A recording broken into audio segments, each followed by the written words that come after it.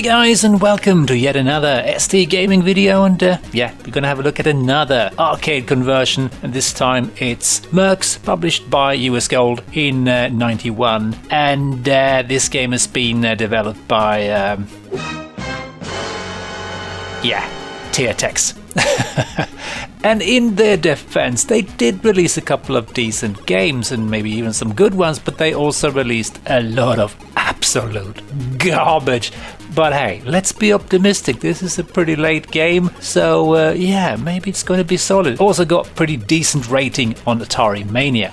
And checking out the cover artwork, we've got a pretty interesting detail here. We've got Ronald Reagan doing something. He seems like he's wanting to clean the bow of the boat for some reason, polish it up. I don't know why, because it's really rather shiny already, but maybe a seagull has done its business there. Not quite sure what this means, but it's an interesting detail, I would say. Especially considering that the world around him seems to be exploding with bullets, fire, and other things. Maybe they are fighting seagulls. That would make sense. And this game is, of course, based on the Capcom arcade game, also called MERCS, of course, that was released in 1990. And checking out the Japanese arcade flyer, it's quite interesting to see that they, for some reason, have 3 Western kids playing the game. And this is actually also the European flyer. I'm not sure why they picked this particular photo, and it looks pretty naff, if I'm completely honest. And I definitely prefer the American flyer, which looks way cooler, with some really nice artwork. And this game is apparently a sequel to Commando. And it's not exactly the same gameplay, it's slightly different visually as well. It's got this kind of weirdly diagonally scrolling play feel that sometimes makes it a bit hard to see what's coming up. But it's quite a fun arcade game. I've been playing it a bit in MAME before, and it's rather enjoyable. You can blow stuff up, which is, of course, always highly enjoyable. But this sequel does not include Tokuro Fujiwara, who designed the first Commando game, and also Ghosts and Goblins and a whole bunch of other really awesome Capcom games. Instead, it's been designed by Shoei Ukano, Ei Kume, and Miki Kijima. And Ukano-san and Kijima-san was involved with a lot of other Capcom games, like the Street Fighter games and many other titles. Kume-san, no idea who that is really. Couldn't find too much information. He could be incorrectly named, so not really sure what he was involved with before. And the arcade game was quite successful around the world, and it's been released on a whole bunch of home systems, and also seen a few re-releases, I think, in more recent times. So let's dive into the Teatex version, and let's find out what the pants level is. And this game is enhanced for the STE, so I'm running it on an ST machine. But it does not like more than 1 megabyte of memory. If you have 2 megabyte or more, it will not load. So, And the only thing that I think is enhanced on the STE is that there's more colors on like the title screens and, the intermission screens. And possibly maybe... But I don't think there's more colors in the actual game beyond the ones that are visible on a standard ST. And we've got some story going on and some really nice graphics. I mean, this got some really nice graphics. I don't remember this from the arcade, but I can't be bothered reading the story, so let's just look at the graphics here. My mission awaits. Is that it? Come on, give me another picture. Give me a nice picture. Ah, here we go. It's Joseph Gibson, former Green Beret. Yeah, looking good, man. And here's Howard Powell. Powell? I think Howard Power would have been a cooler name, but hey, that's just me. But yeah, these graphics look really nice. I don't know if they've been hand-pixeled or if they've been converted. I don't really remember the intro from the arcade game, to be honest. MERCS. Really nicely done, this title screen here. Let's just start the game. Oh, it starts immediately. That's very nice. And it's in-game graphics looks really nice too. And I did not dig up the manual for this one. I probably should have, but I don't think there's too much to know here. Maybe there's a like an auto fire. No, not an auto fire. What am I saying? I mean like a mega bomb thing, small bomb thing, or a big weapon. So I don't know what that button is. And I think we can disable the music, I think, but I don't remember the button for that. Oh, here we go. Boom! Kill the trees. I hate trees. They get in the way of my violence. And yeah, this looks nice. The scrolling is a little bit funky, but I mean, it's better than many other games, and I would say better than many Teartex games. So, and you do get to blow up the buildings. That is so cool. I would have liked that for sure back in the day. And can I chuck grenades or something? Oh god, I'm not sure what happened there. They just spontaneously combusted, these guys. And I'm cool with that. Oh god, please. Yeah, there's a little bit, you know, not so much space here on the playing field, but I mean, the arcade suffered a little bit from the same problem, I would have to say.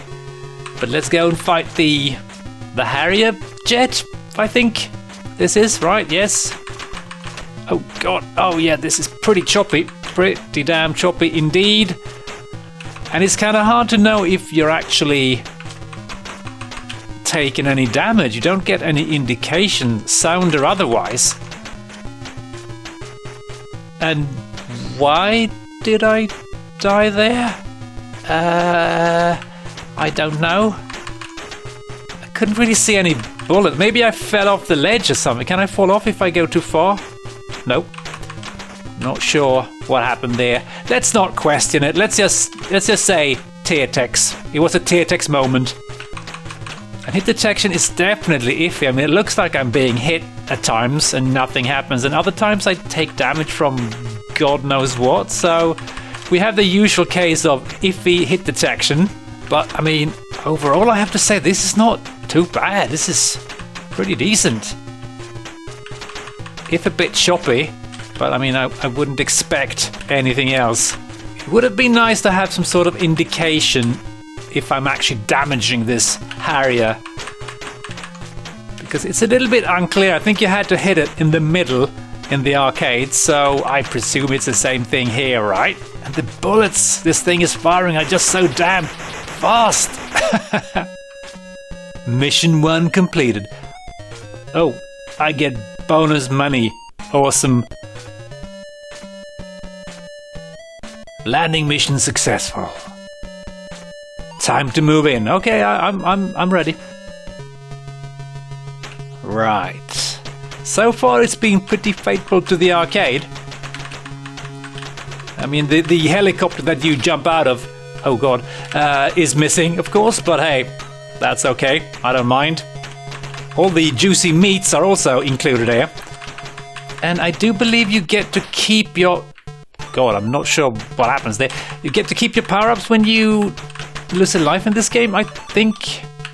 And I'm not sure why everything just goes boom all of a sudden. I think it's the fact that I'm holding the mouse button. I think that is how you fire the smart bomb, really. And look at these graphics. They look really nice. The graphics artist is really talented. And I think he was called David Bland or something. And there's nothing bland about these visuals. He did a great job. And I think this is the only game on the ST at least, that he was involved with. So that is kind of sad. And I'm in need of bacon, I think. Oh, let's grab that thing, I think. And there's a 1-up here. And the frame rate just took a nosedive. Too many angry things on screen. Could you bugger off, please? Oh my god, what is going on here? Why are there homing missiles? Just... yeah, I don't know what's going on. I think I'm holding the mouse button or the fire button too long here. Okay, I don't want to fire the stupid smart bomb. Christ. Oh well. Yeah, it's definitely choppy. But again, okay, I can't go through there. Fine, let's go this way instead. And as you can see, all the bullets, projectiles are just moving so quickly and so in a laggy fashion, I suppose I should say. That is a little bit of a problem. Getting out of the way is pretty damn hard thanks to this. But otherwise, it's a pretty nice. Oh god. Pretty nice. Oh my god, the lag. Pretty nice conversion. And we've got balls flying in my face. And can I just stand here and just murder this thing? I think I can. I think that's the boss's hit points. Oh god. Oh man, there's these kind of cheapskate missiles that show up if you don't move. They come after you, and it's really hard dodging them. Oh my god. Please blow up, sir. And the one thing that I didn't particularly like about the arcade game is that you can't just fire forward. I mean, if you go down, you fire in the direction you're moving, and that's just something I really don't particularly like in arcade games. But maybe there is a way to actually just fire upwards, you know, locking the direction, but yeah, I'm not really sure. Mission 2 completed. Boom! And more money. Great. Enemy tank line broken. Yeah, that's the best news I've had today. And here we go. And this is, I think, as far as I've got in the arcade as I can remember it anyway. So we are in the harbour. Blowing things up. And here's the... Oh, 2 mega vehicles that are just pretty damn... Oh my god, what is going on here? The frame rate is just taking a dump here. Can I just stand here? I think I can. Looks like I found a good spot to stand. A little bit cheesy, I know, but definitely haven't really fine-tuned this game, you know, really play-tested it enough, I think. But, I mean, hey-ho, that was US goal in THX. They got them out there quickly. And we need to go this way, of course. Please, leave me. Could you please stop following me, you stalking bastard? Oh my goodness. No more credits? Okay. It's nice to see fairly large enemy sprites here. That wasn't terribly common in arcade conversions on the ST. Pretty simple boss fight this. Still managed to take damage though, but it's kind of because I think I can get out of the way and then I can't. Oh, there's a time limit. Oh, that's why I died before, of course. Oh, I didn't even realize that. Oh god, I am so fed up with always firing my smart bombs by mistake. It's so annoying. And I still don't know quite how I do it, if it's holding the fire button, because now nothing's happening. Oh yeah, you have vehicles in this game as well. I can actually... I thought they were missing in the ST version, but they're not. You can drive this this Jeep around, or levitate around, I should say, because somehow you can just strife with the damn thing. That's interesting. Okay, fine. Fair enough. They didn't have enough memory. Why does the game always buy me a dinner when I don't really need it? And these freaking missiles, they're really starting to piss me off. They really are. They move around so jerkily that there's no way in hell you can hit them. Oh god, the scrolling is really rather... Oh my god, I can't get out of the way here. I'm just gonna stand here, because it seems like it's pretty safe. So far nothing has touched me, so... Yep, perfect location. Nothing can hit me here. Only a slight amount of cheese, and I'm not ashamed of it. And let's just see if we can maybe just stand here and just murder things, because that worked quite well before.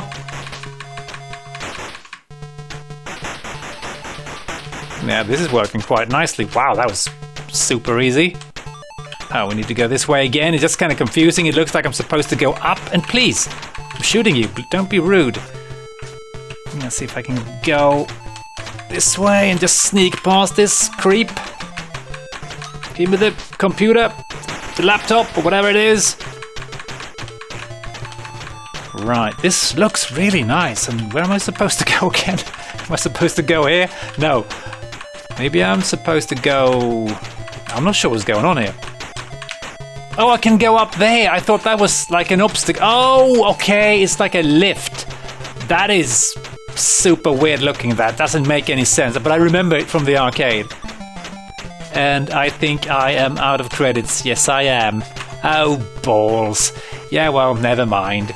So a pretty decent conversion, especially considering that it's a Tiertex game.